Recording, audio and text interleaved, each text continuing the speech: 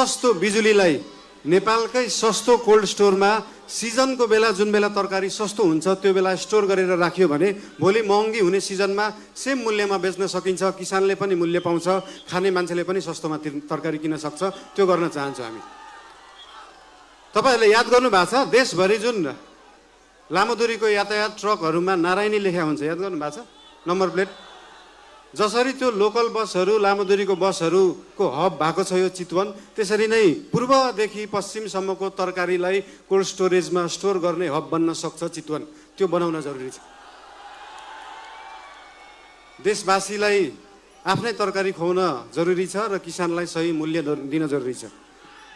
बर्खामा हाम्रा बर्खा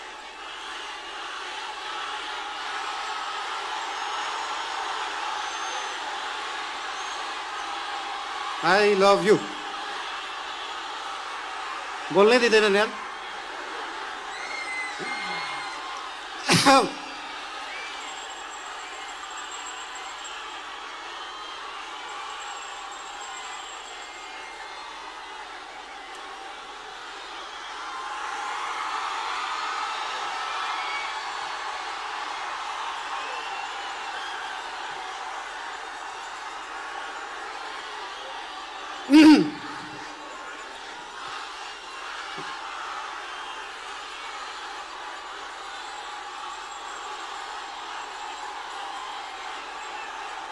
गीत बजाम नाचम।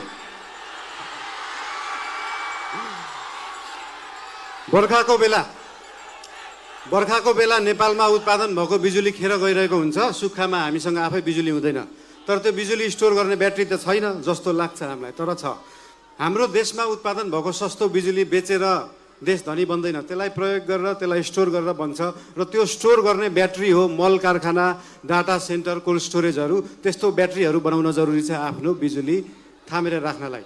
त्यो बनाउने पार्टी बन्न चाहन्छ राष्ट्रिय स्वतन्त्र पार्टी।